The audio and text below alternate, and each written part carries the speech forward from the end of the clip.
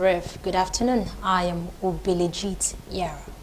Rivers State Governor Siminalayi Fubara has presented a 2024 appropriation bill of 800,392,485,433 naira 1 kobo to the State House of Assembly for consideration.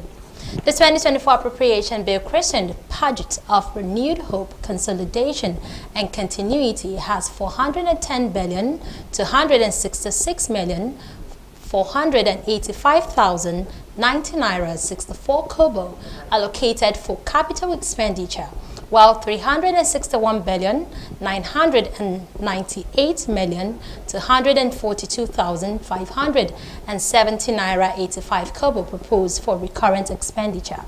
Governor Fubara presented the budget to the House in an alternative venue provided for legislative activities and asserted that the 2024 budget is expected to perform better than the 2023 budget, which achieved 60% success on revenue generation. He added that within the last 6 months, his administration has established a clear direction in accelerating investments, job creation, security, economic empowerment, and social advancement of Rivers people. The governor explained that already some legal instruments like the Rivers State Investment Promotion Agency, Youth Entrepreneurship Trust Fund Bill, Rivers State Electricity Bill, and the Rivers State New Town Development Bill have been drafted and ready to be sent to the State House of Assembly for consideration because they will steer his development agenda for the state.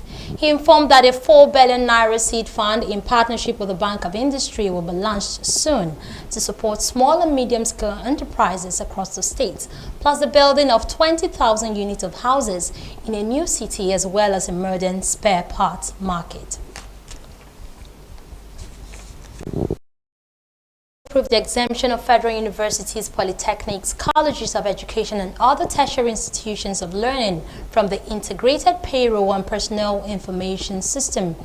The Minister of Education, Professor Tahir Maman, disclosed this while speaking to newsmen at the end of this week's Federal Executive Council meeting at the State House, Abuja. Professor Maman said henceforth, remunerations to staff members of these institutions will no longer flow through the platform.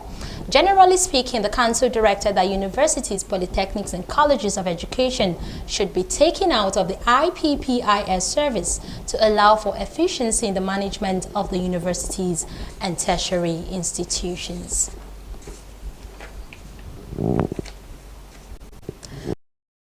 Congress has criticized the federal government's plan to restructure the transmission company of Nigeria.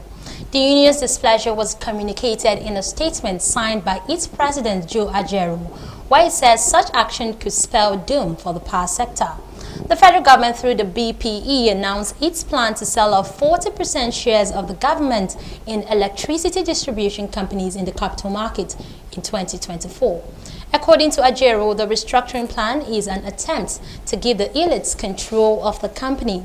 He added that President Bola Tinubu was on course to repeat what he termed as the same mistake the previous government had embarked on. The Health Ministry in Gaza, which is controlled by Hamas, says that Israeli airstrikes early this morning killed at least 19 people.